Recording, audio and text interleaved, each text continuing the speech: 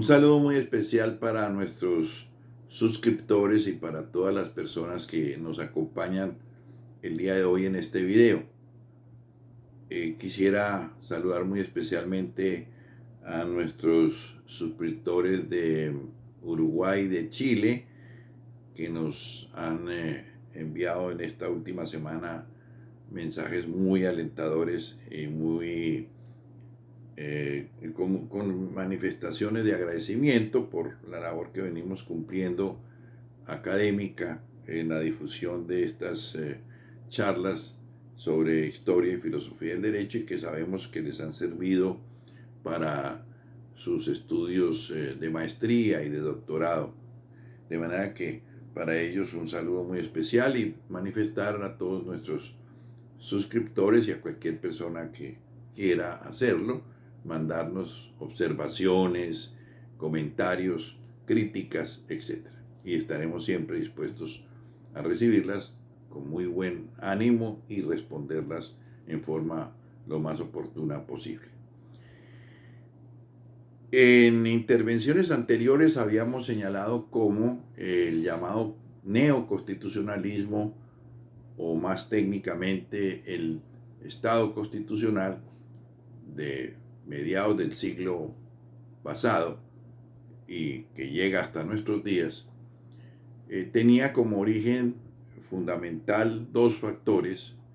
En primer lugar, la expedición de las constituciones de mediados del siglo pasado, después de la Segunda Guerra Mundial, las constituciones de Italia en 1947 y 48, la constitución alemana, la ley fundamental de Bonn de 1949 y la constitución española de 1978, que son como las constituciones más paradigmáticas de todo este proceso de desarrollo del neoconstitucionalismo o del Estado constitucional.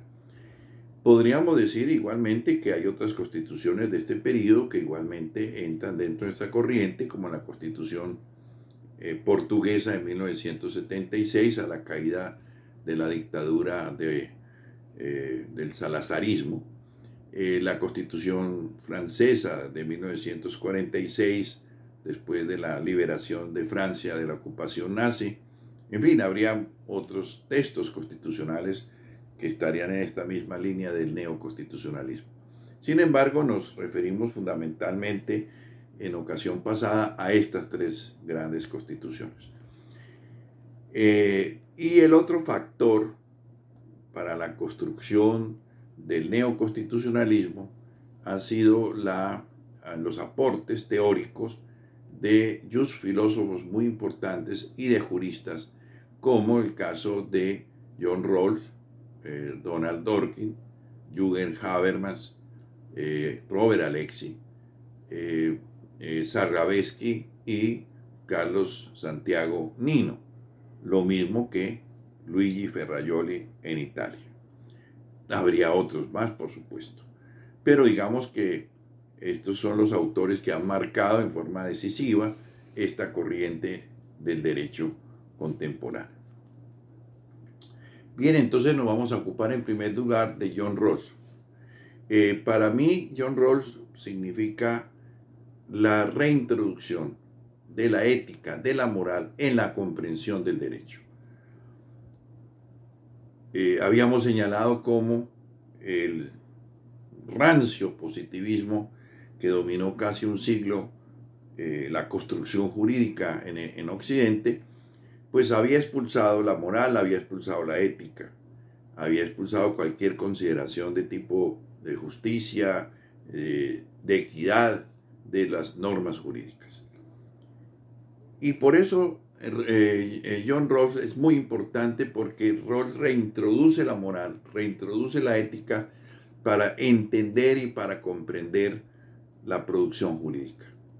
Y por eso entonces merece un espacio muy destacado en la construcción del neoconstitucionalismo. Su obra fundamental fue La teoría de la justicia, publicada en 1971.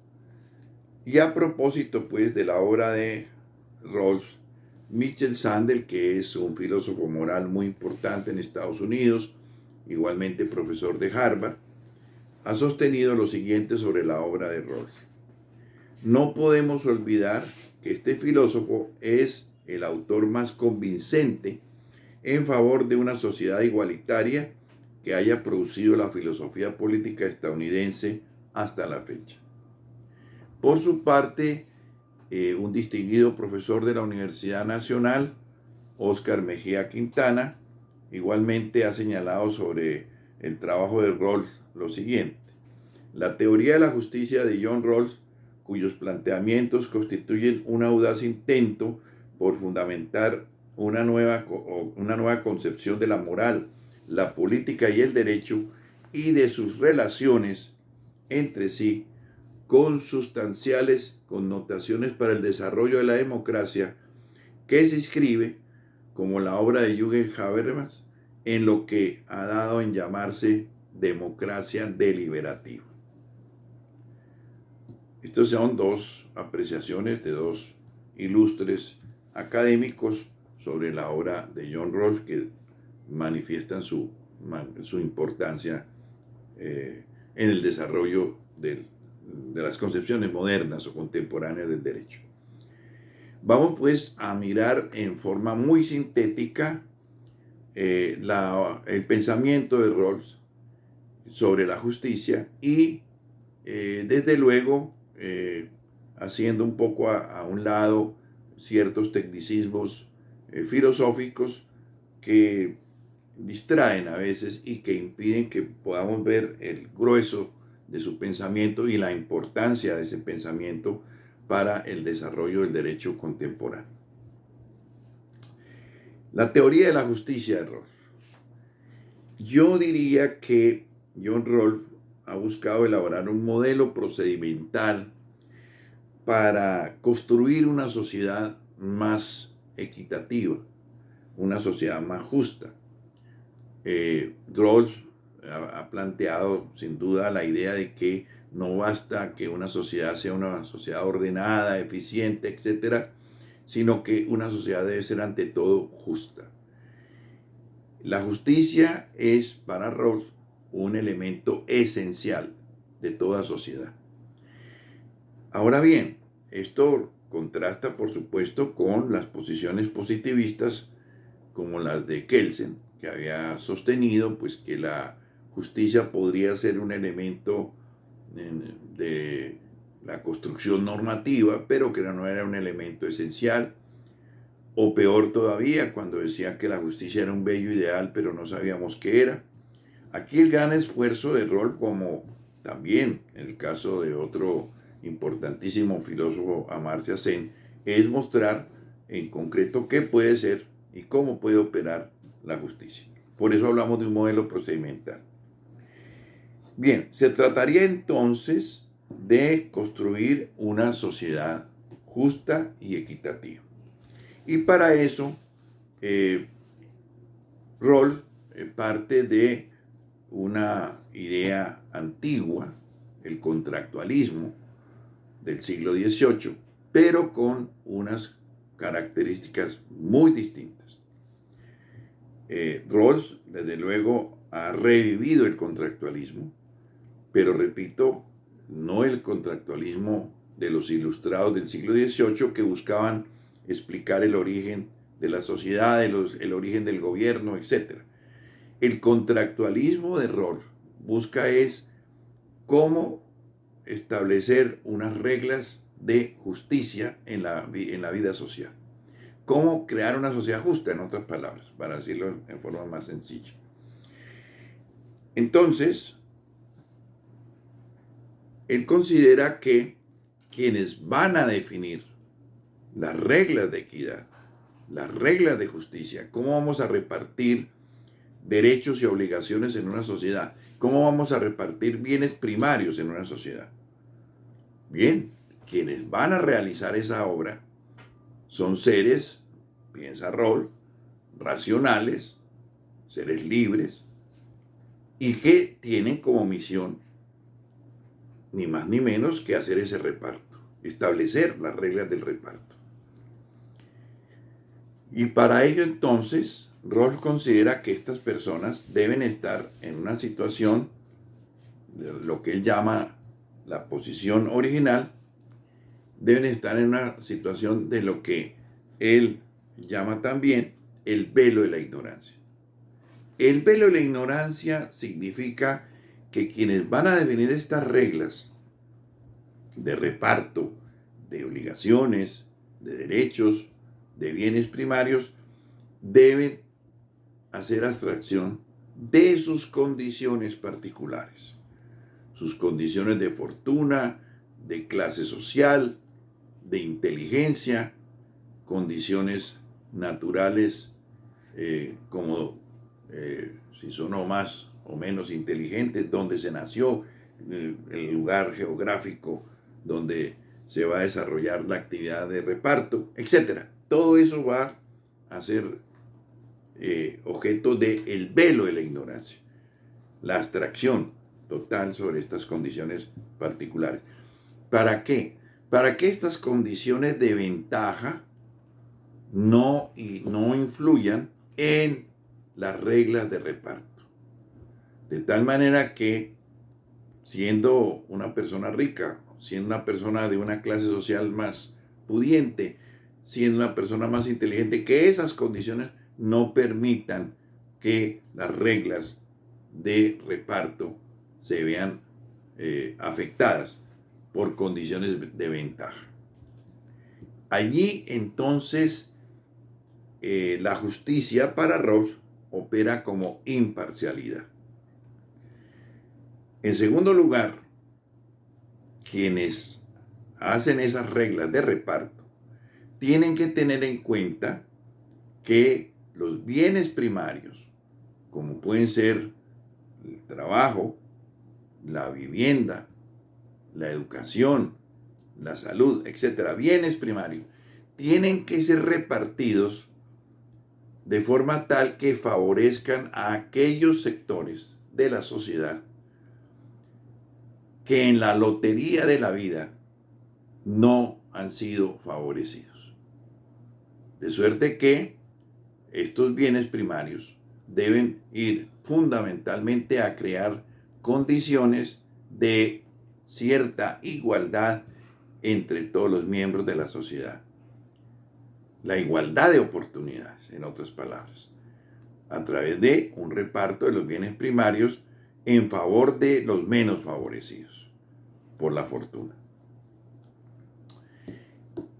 Eso en síntesis para hablar del procedimiento de reparto de bienes, de derechos y obligaciones por parte de quienes han intervenido en el famoso contrato hipotético, partiendo desde luego del velo de la ignorancia. En este segundo caso de reparto de los bienes primarios, la justicia operaría sin duda alguna como equidad.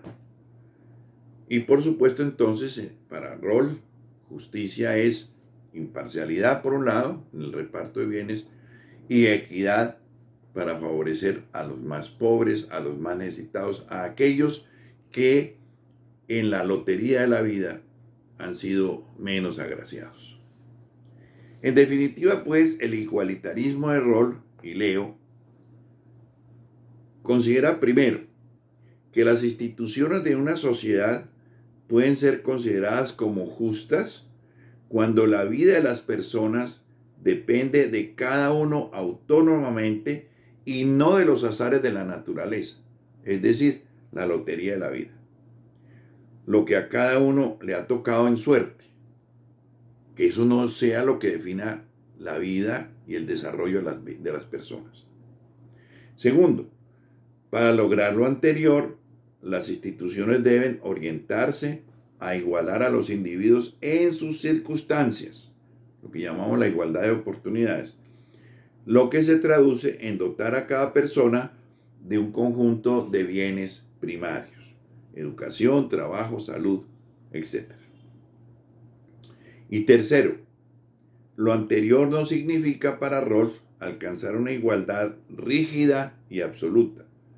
Las desigualdades en ingresos en autoridad o en el grado de responsabilidad son tolerables si benefician a la mayoría y particularmente a los más pobres.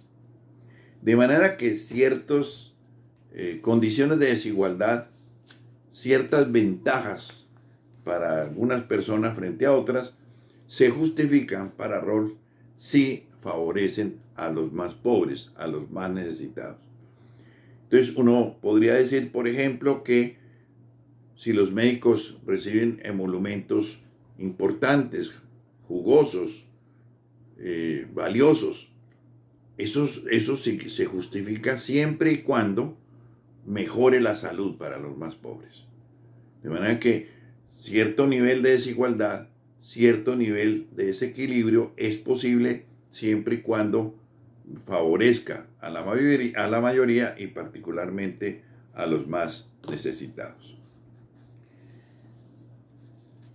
Bien, la teoría de Rawls, por supuesto, como toda teoría, ha tenido críticas. En particular, se ha pensado que es una teoría bastante idealista. Lo primero que hay que señalar aquí es cuándo se produce esa situación en la cual hay unos individuos que van a hacer el reparto, van a crear las reglas de reparto de derechos, de obligaciones, de bienes primarios. Y uno pensaría que el ideal de esa situación sería los procesos constituyentes.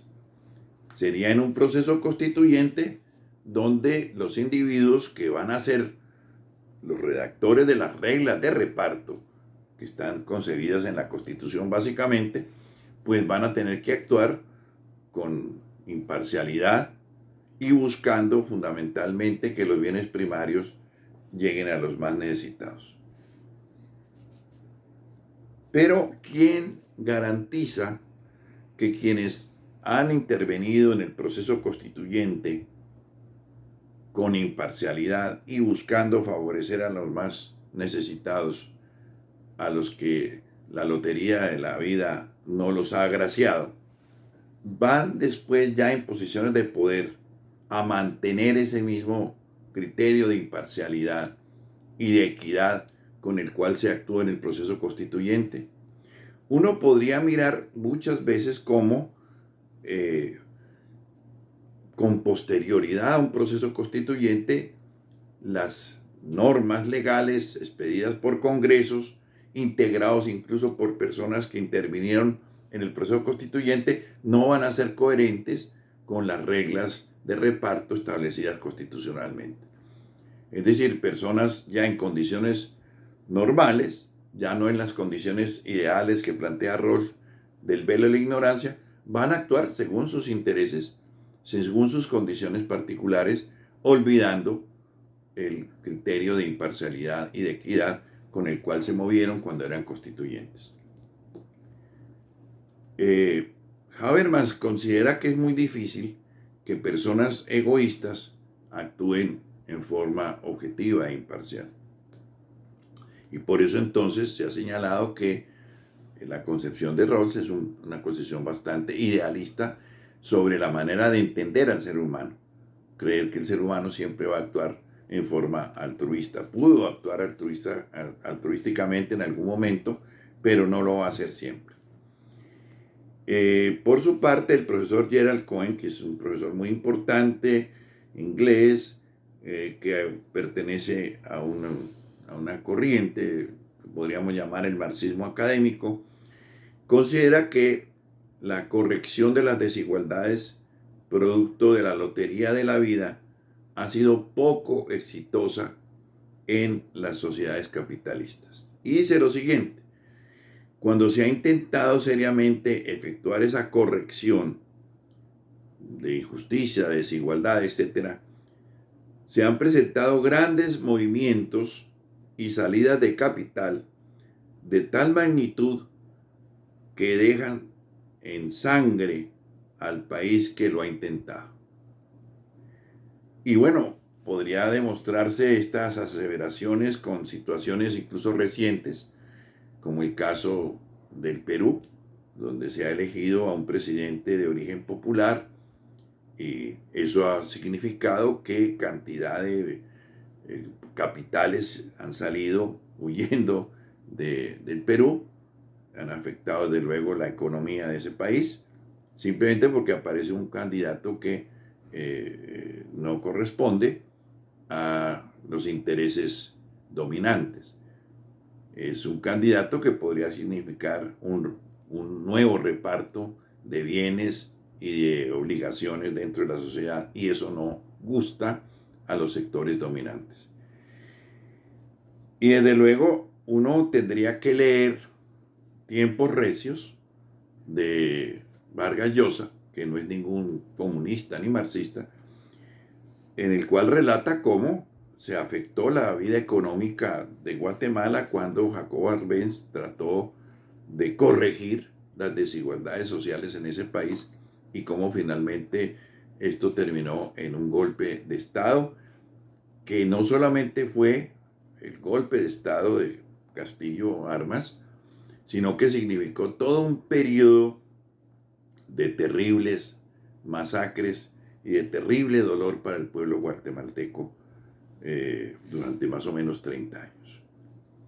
De manera pues que las ideas de Rawls parecerían de todas maneras bastante idealistas frente a unas sociedades capitalistas dominadas por la ideología neoliberal. De todas maneras, pues las ideas de justicia como equidad y como imparcialidad han influido muchísimo en los tribunales constitucionales en decisiones trascendentales, como lo vamos a ver en el caso colombiano, porque es el caso que queda más inmediato para nosotros conocerlo y tratarlo. Y entonces voy a citar muy rápidamente algunas decisiones judiciales en las cuales se ha visto la inspiración rawlsiana en esas decisiones. Por ejemplo, una sentencia de 1992, recién comenzando la Corte Constitucional Colombiana, a partir de su creación en la Constitución de 1991, el magistrado Ciro Angarita Barón dice lo siguiente: el juez no podrá acudir a principios de igualdad en abstracto.